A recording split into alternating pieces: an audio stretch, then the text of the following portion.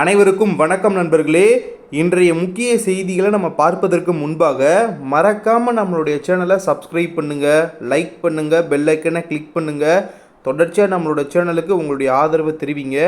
அப்பனா தான் உலகின் முக்கிய செய்திகளை தினமும் வீடியோவின் மூலமாக உங்களிடம் நான் கொண்டு வந்து சேர்க்க முடியும். ஸோ அதனால் நம்மளுடைய சேனலை சப்ஸ்கிரைப் பண்ணி சப்போர்ட் பண்ணுங்கள்.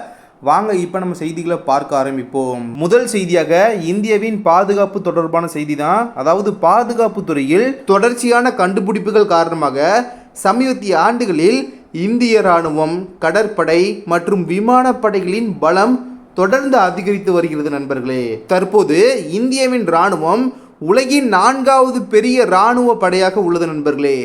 முதலிடத்தில் அமெரிக்கா இருக்காங்க, 2வது இடத்துல ரஷ்யா இருக்காங்க, 3வது இடத்துல சீனா இருக்காங்க.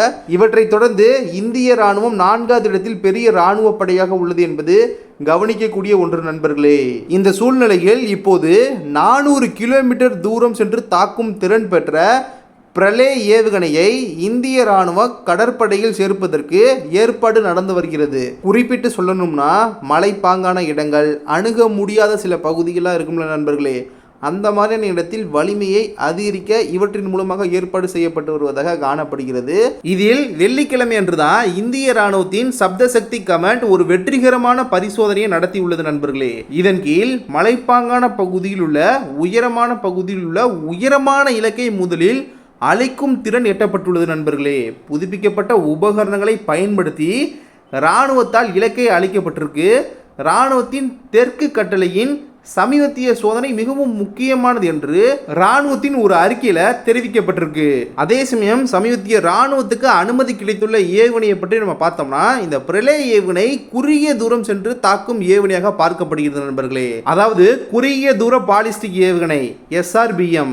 இது டிசம்பர் 2022 விமானப்படைக்கு 120 ஏவுகணைகளுக்கு ஒப்புதல் பெறப்பட்டிருக்கு நண்பர்களே. இதற்கு அப்புறமாக ஏப்ரல் 2023 பார்த்தோம்னா 2 அலகுகளுக்கான ஒப்புதல் பெறப்பட்டிருக்கு. இதில் சுமார் 250 ஏவுகணைகள் அடங்கும் நண்பர்களே. அடுத்த செய்தியாக எல்லை கட்டுப்பாட்டு பகுதியில் அதிகரித்து வரும் உள்கட்டமைப்பு தொடர்பான செய்தி தான்.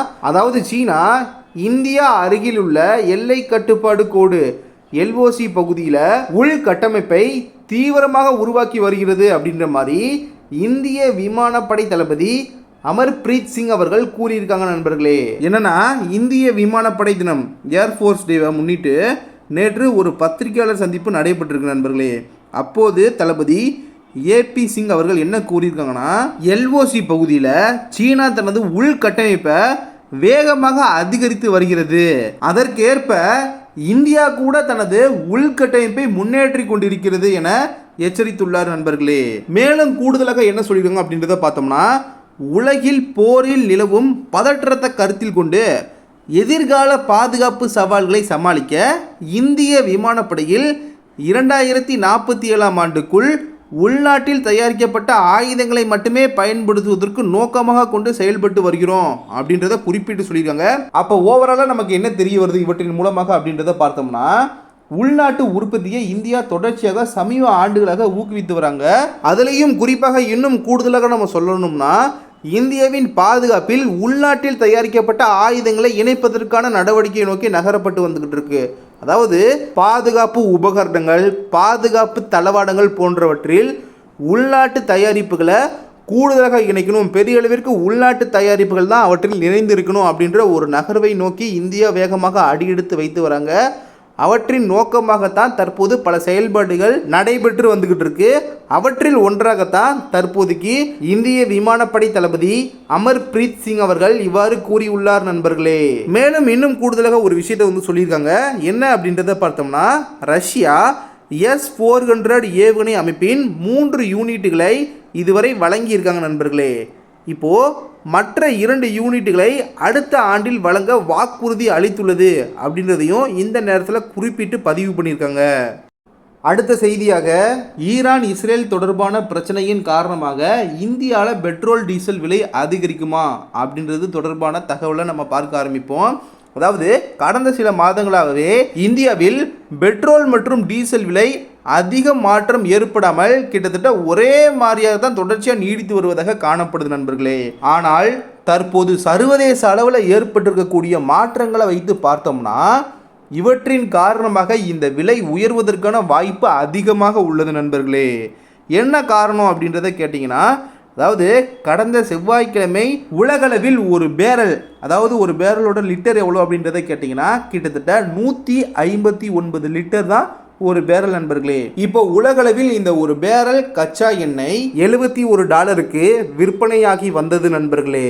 இதில் 2 தினங்களுக்கு முன்பாக ஈரான் இஸ்ரேல் மீது தாக்குதல் நடத்தியது. இதுலயும் நம்ம மெயினாக கவனிக்க வேண்டிய விஷயம் என்னன்னா, இந்த 2 நாடுகளின் பொருளாதாரத்தில் கச்சா எண்ணெய் ஏற்றுமதி அப்படின்றது ரொம்ப முக்கிய பங்கு வகிப்பதாக காணப்படுகிறது.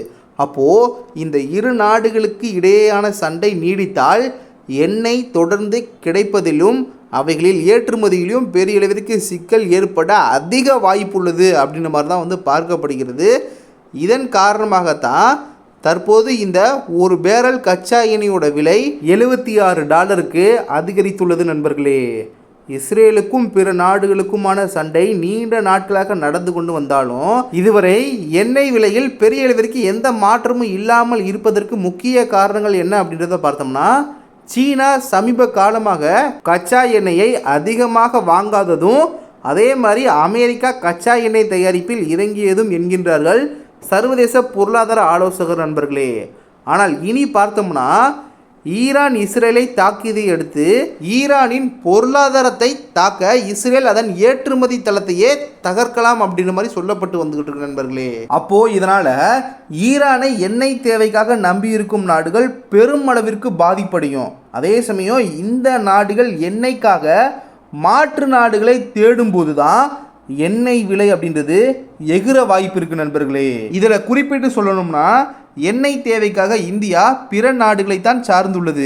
இதனால் சர்வதேச அளவிலான கச்சா எண்ணெய் விலையின் உயர்வு இந்தியாவில் நிச்சயமாக எதிரொலிக்கலாம். இந்தியாவில் பெட்ரோல் டீசல் விலை உயரலாம். இந்த விலை உயர்வு வெறும் பெட்ரோல் டீசல் விலை உயர்வாக மட்டும் கடந்து போகாமல் பொருட்களின் விலை, பணவீக்கம் என அனைத்தையுமே உயர்த்தும் என்பதுதான் இந்த நேரத்தில் ரொம்ப கவனிக்க வேண்டிய ஒரு விஷயமா மாறி இருக்கு.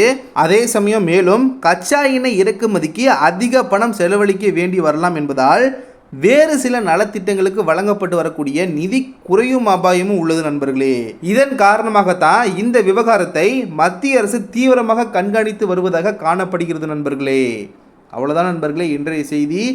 இன்றைய வீடியோவின் நிறைவு பகுதியில் நம்ம இருக்கோம். இந்த வீடியோ உங்களுக்கு ரொம்ப இன்ஃபர்மேட்டிவாக இருந்தால் மறக்காமல் நம்மளுடைய சேனலை சப்ஸ்கிரைப் பண்ணுங்கள், லைக் பண்ணுங்கள், பெல் ஐக்கனை கிளிக் பண்ணுங்கள். தொடர்ச்சியாக நம்மளோட சேனலுக்கு உங்களுடைய ஆதரவை கொடுங்க.